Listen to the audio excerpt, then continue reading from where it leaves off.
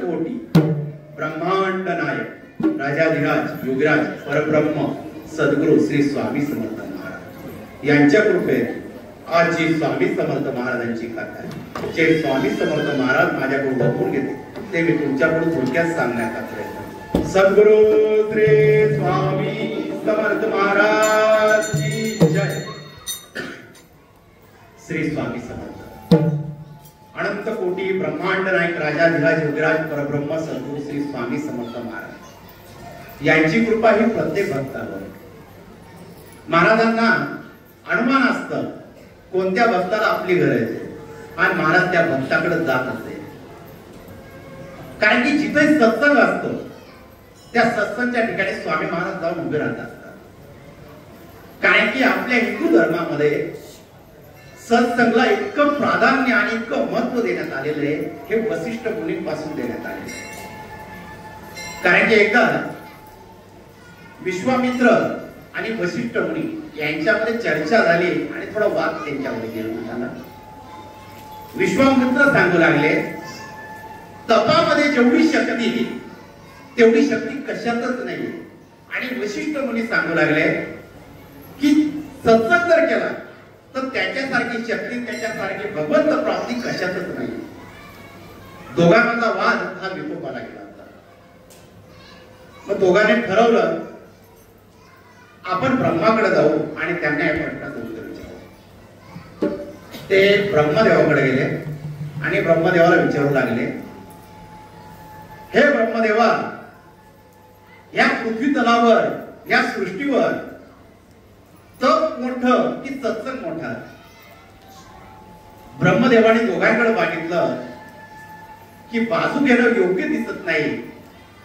तर ब्रह्मदेवाने सांगितलं मी सृष्टी आता त्याची रचना करतोय, तर तुम्ही याचं उत्तर विष्णूकडे जाऊन विचारावं. दोघं विष्णूकडे आले आणि विष्णूला या प्रश्नाचं उत्तर विचारू लागले, हे विष्णुदेवा, तप मोठं की सत्संग मोठा? विष्णुदेवाने परत पाहिलं, विश्वामित्रांची बाजू घेतली तर वशिष्ठ ऋषी मुनींना त्यांच्यावर अन्याय होईल. तर त्यांनी सांगितलं मी आता सृष्टीचं पालन करतोय, तुम्ही शिवाकडे जावा. दोघं जण महादेवाजवळ आले. महादेव बोलू लागले, आज विश्वामित्रांचं येणं आमच्याकडे झालं. त्या विश्वामित्र सांगू लागले आमचं एक प्रश्नाचं उत्तर तुम्ही द्यावं. महादेवाने दोघांकडे बघितलं आणि विचारत आले काय प्रश्न आहे. त्यांनी आपल्या मनातली खंत सांगितली, या पृथ्वी तलावर तप मोठं की सत्संग मोठा? महादेवाने सांगितलं याचं उत्तर तुम्हाला शेषनाग देऊ शकते. मग आता हे शेषनागाजवळ आले. शेषनाग पृथ्वी डोक्यावर घेऊन तिथं होते आणि दोघ जणांनी शेषनागाला नमस्कार केला आणि विश्वामित्र शेषनागाला विचारू लागले, आम्हाला आमच्या प्रश्नाचं उत्तर द्यावं. शेषनागाने सांगितलं आपण आपला प्रश्न मांडावा. या पृथ्वी तलावर तप मोठं की सत्संग मोठा? शेषनागाने सांगितलं एक काम करा विश्वामित्र, ही पृथ्वी पहिले तुम्ही तुमच्या डोक्यावर घ्या. विश्वामित्र यांनी आपल्या डोक्यात पृथ्वी घेतली, पण पृथ्वी खाली जाऊ लागली. त्यावेळेस शेषनाग बोलू लागले, विश्वामित्र पृथ्वी खाली जाते. त्यावेळेस विश्वामित्र सांगू लागले माझं पूर्ण तप घे पण पृथ्वी ते थांब. पण पृथ्वी काही थांबले नाही. नंतर वशिष्ठ मुनींच्या डोक्यावर पृथ्वी देण्यात आली आणि पृथ्वी खाली जाऊ लागली. त्यावेळेस शेषनाग सांगू लागले, हे वशिष्ठ मुनी, पृथ्वी खालच्या दिशेने जाते. त्या वशिष्ठ मुनी एवढंच बोलले की माझा अर्धा काळचा सत्संग हा पुण्याचा वाटा जाऊ दे आणि पृथ्वी थांबू दे. त्या ठिकाणी पृथ्वी थांबली. परत शेषनागाने पृथ्वी डोक्यावर घेतली. विश्वामित्र विचारू लागले, आमच्या प्रश्नाचं उत्तर दिलं नाही. तेव्हा शेषनाग सांगू लागले, या पृथ्वी तलावरचं जे उदाहरण आहे प्रश्नाचं उत्तर मी तुम्हाला दिलं, तुम्ही तुमचं पूर्ण तप दिलं पण पृथ्वी थांबली नाही. यांनी आपला अर्धा सत्संग दिला पण पृथ्वी तिथं थांबली. कारण की ह्या कलियुगामध्ये तुम्ही किती तपश्चर्या केली त्याचं पुण्य लवकर मिळणार नाही. पण तुम्ही जर सत्संग केला तर त्याचं पुण्य तुमच्या वाट्याला लवकर येईल. म्हणून या सत्संगामध्ये जेवढं पुण्य आहे आणि त्याचा लाभ आहे भगवंताजवळ, आणि भगवंत भेटण्याची प्राप्ती ही सत्संगामध्ये. हा सूरदास होता, डोळ्याने आंधळा होता, आई बापाने सोडून दिलेलं होतं आणि भाऊ बी सांभाळत नव्हते. हा द्वारका नगरीमध्ये फिरत असते. द्वारका नगरीमध्ये फिरत असताना कृष्णाच्या मंदिराजवळ जात असते. राधे कृष्ण राधे कृष्ण त्यांचं नामस्मरण घेत असते. आणि माझी दृष्टी कधी आहे भगवंता, तू मला भेटायला कधी, ही मनापासून तो प्रार्थना करतो. रोज त्याचे डोळे असे भरलेले असायचे आणि त्या मंदिराजवळ तो उभा असायचा. आणि त्या द्वारकेमध्ये भुऱ्या बाबा म्हणून होते, यांची सत्संग चालत असते. पण त्यांच्या मनामध्ये तीव्र इच्छा होती, मला दत्ताचं दर्शन व्हावं. एकदा भगवंताचं दर्शन झालं ना, या जन्माचं माझं सार्थक झालं असं त्यांच्या मनामध्ये. ते दत्तमूर्ती जवळ बसायचे आणि भगवंताचं ध्यान करत असताना की मला तुझं दर्शन कधी होईल, ही इच्छा त्यांच्या मनामध्ये होती. त्यांच्या प्रश्नाचं उत्तर त्यांना मिळत नव्हतं. हा ब्रह्मांड नायक हा नारायण सरोवरून द्वारकेकडे निघालेला होता. स्वामी महाराज द्वारकेच्या दिशेने निघालेले होते. रात्र झाली असत, 12 वाजेचा मध्यम काळ असत. भुऱ्या बाबा त्यावेळेस झोपी गेलेले होते आणि त्यांना स्वप्न दृष्टांत झाला. 3 मुखी आणि 6 हात असं दत्ताचं दर्शन त्यांना दिसू लागलं. साक्षात दत्त भगवान त्यांच्या डोळ्यासमोर उभे होते. स्वप्नामध्ये डोळे ओले चिंब झाले होते आणि दत्ताचं दर्शन घेत होते. तो स्वप्नाचा दृष्टांत होता, जणू साक्षात ब्रह्मांड ते दत्तप्रभू माझ्यासमोर उभे असं भुऱ्या बाबांना वाटत होतं. त्यावेळेस त्याने दत्तप्रभूचं दर्शन घेतलं आणि त्यांच्या चरणावर आपलं डोकं ठेवलं. दत्त महाराज विचारू लागले, अरे भुऱ्या, तुझ्या मनातली शंका काय? आम्ही तुझ्यासाठी आलेलो. भुऱ्या बाबांचे डोळे असे आता ओले चिंब झालेले होते. दत्तप्रभूंचं दर्शन, त्यांचं रूप आपल्या डोळ्यामध्ये ते सामवत होते. आणि थोड्याच वेळात त्यांचे डोळे उघडू लागले आणि दत्तप्रभू त्या ठिकाणी अदृश्य झाले. आणि एक कृती तयार झाली. कमरेवर एक हात ठेवलेले आणि आशीर्वाद देताना एक हात आहे, अशी कृती तयार होती. ते डोळे चोळू लागले. डोळे चोळत असताना त्यांना साक्षात ब्रह्मांड नायक स्वामी समर्थ आपल्या समोर उभे. स्वप्नातले जे दत्त भगवान ते एकमुखीमध्ये आपल्या समोर उभे. भुऱ्या बाबा पटकन ते स्वामीच्या चरणावर आपलं मस्तक ठेवलं आणि स्वामीकडे बघू लागले. स्वामी आलात? या भक्तासाठी आला स्वामी महाराज? स्वामी महाराज सांगतात, अरे भुऱ्या, आम्ही तुझ्यासाठी आलो. तुझ्या मनामध्ये ज्या शंका आहे त्या शंकांचं निरसन करण्यासाठी आम्ही इथं आलेलो. या द्वारका नगरीत आलेलो. भुऱ्या बाबांचा आणि स्वामी समर्थांचा संवाद चालला. रात्रभराचा संवाद केव्हा पहाट होऊन गेली काहीच समजत नव्हतं. सगळीकडं उजाडलेलं होतं. पक्षी चिवचिव करत होते. सुंदर असा सकाळचा प्रहर झालेला होता. सूर्याची कवळी किरण या भुऱ्या बाबाच्या झोपडीवर येऊन पडलेली होती, त्या कुटीवर येऊन पडलेली होती. आणि स्वामींच्या मस्तकावर जसा एक बिंब असा गंधाचा लागलेला अशी सूर्याची किरण थोडी त्यांच्या मस्तकावर पडलेली होती. भुऱ्या बाबा स्वामींशी बोलताय. त्यांचे भक्त आजूबाजूने बघताय. भुऱ्या बाबा कोणाशी संवाद करताय? भुऱ्या बाबांच्या कुटीयाचं दार उघडलं. साक्षात ब्रह्मांड नायकापुढं भुऱ्या बाबा बसलेले, दर्शन घेताय. त्यांचा संवाद चालू. भक्तांमध्ये आपसात चर्चा होऊ लागली आणि ही चर्चा द्वारका नगरीमध्ये होऊ लागली. आणि या सूरदासाला समजलं की कोणीतरी स्वामी समर्थ ब्रह्मांड नायक या द्वारका नगरीमध्ये आलेला आहे. आपण त्याचं दर्शन घेतलं पाहिजे. काठी टेकत टेकत भुऱ्या बाबांचा तपास करत करत ते त्यांच्या कुट्यापर्यंत येऊन बसले. आणि एक रायजी बाबा म्हणून होते बडोद्याचे. ते बी द्वारका नगरीमध्ये राधाकृष्णाचं दर्शन घेण्यासाठी आले होते. आणि ते दर्शन झाल्यावर त्यांना समजलं की स्वामी समर्थ दत्त रूपी अवतारी हे भुऱ्या बाबाच्या कुट्यामध्ये अवतरलेले. तर आपण त्यांच्या दर्शनाला ज्या ब्रह्मांड नायकाने ही लीला करून ठेवलेली असते की जो भक्त मला भेटला पाहिजे, जो भक्त माझ्यापर्यंत पोहोचला पाहिजे, त्याची ही लीला असते.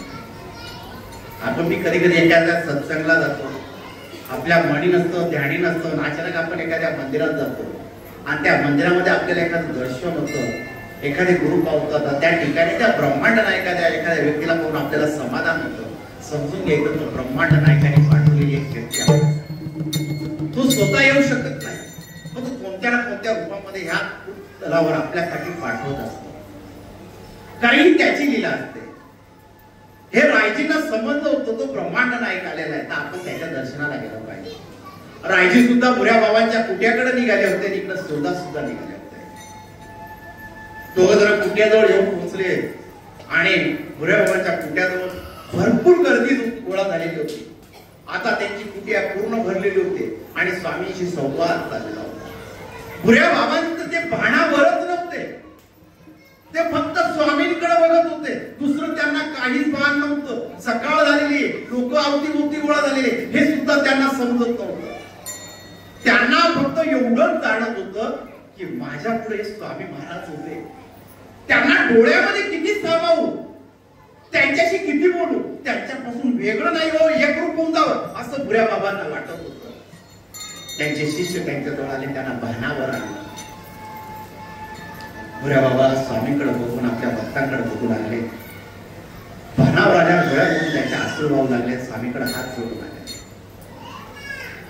महाराज म्हणता, अरे भुऱ्या, मी तुझ्यासाठी आलेलो आहे, आता मी तुझ्याजवळ राहणार आहे. आणि तेवढ्यात हा सुरदास काठी टेकत टेकत स्वामींकडे येतोय. आणि हा सुरदास स्वामींकडे बघतोय आणि महाराजांना म्हणतोय, स्वामी महाराज, पूर्ण माझं जीवन हे आंधळ्यामध्ये गेलेलं आहे, काहीच बघितलं नाही, सर्व अंधकार माझ्या पुढे. जीवनामध्ये तुमचं दर्शन झालं, जीवनाचं सार्थक झालं स्वामी, ते दर्शन व्हावं, नंतर हा जीव तुमच्यामध्ये एकरूप झाला तरी चालेल, फक्त तुमचं दर्शन व्हावं स्वामी महाराज. सुरदास महाराजांपुढे हात जोडून होता. महाराज मंद असले आणि हे रायाजी बडोद्याचे असे दाराजवळ गेले. तेव्हा साहेब महाराज, अरे राजे आलात, तुझीच वाट पाहत होतो. त्यावेळेस ते राजे बडोद्याचे ब्रह्मनिष्ठ स्वामींपुढे आले, स्वामींना हात जोडलाय. स्वामी म्हणतात, अरे राजे, तुझ्यासाठी आम्हाला द्वारका नगरीत यावं लागलं, तुला इथं बोलवावं लागलं, ही आमची लीला आहे. अरे तुला आठवण करून द्यायचंय, तुला मुलबाळ नाही ना, त्यासाठी या द्वारका नगरीत आले. रायजीला समजून चुकलं की आपल्या पोटी एकही मुलबाळ नाही, स्वामी बोलताय, हे स्वामींना कसं ठाऊक.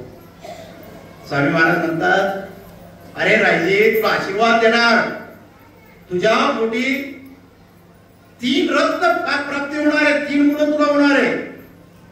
त्या मुलांमध्ये 3रा मुलगा वामन, हा माझा लीला लिहिणार आहे, तो माझा गुरु लीलाकृत लिहिणार आहे, माझ्या सर्व अक्कलकोटच्या लीला तुझा मुलगा लिहिणार आहे. त्या वामनाचा अवतार तो तुझ्या घरी होणार आहे, तो बडोद्याला होणार आहे, तो 3रा पुत्र तो तुझा असणार आहे. रायजीला आनंद झाला, त्याने स्वामीचे चरण घट्ट पकडले आणि स्वामींकडे बघू लागला. महाराज, हे कुठल्या जन्माचं पुण्य होतं की माझ्या पोटी जो पुत्र होणार आहे, तो तुमची लीला लिहिणार आहे. मी खूप भाग्यवान आहे, त्या पुत्राला जन्म देणारे स्वामी महाराज. स्वामी महाराज त्या रायजीच्या डोक्यावर हात फिरवत आहे. इकडे सुरदास उभा आहे, इकडे रायजी बसलेला आहे, एका बाजूला भुऱ्या बाबा बसलेला आहे. सुरदास स्वामींकडे केव्हा बघावं, केव्हा आपल्या डोळ्यांना दृष्टी येईल, हा ब्रह्मांड नाही दिसेल, हेच मनामध्ये होतं. त्या स्वामी महाराजांनी एक फूल उचललं आणि सुरदासाच्या डोळ्यांना लावलं आणि सुरदासाला सांगितलं, सुरदास डोळे उघड. सुरदासाने हळूहळू डोळे उघडले, साक्षात त्याच्याकडे ब्रह्मांड नायक दृष्टी आली होती सुरदासाला. तो स्वामींकडे बघू लागला आणि एकच जय जयकार होऊ लागला, श्री स्वामी समर्थ, जय जय स्वामी समर्थ, सद्गुरु स्वामी समर्थ, जय जय स्वामी समर्थ, महाराज श्री स्वामी समर्थ, जय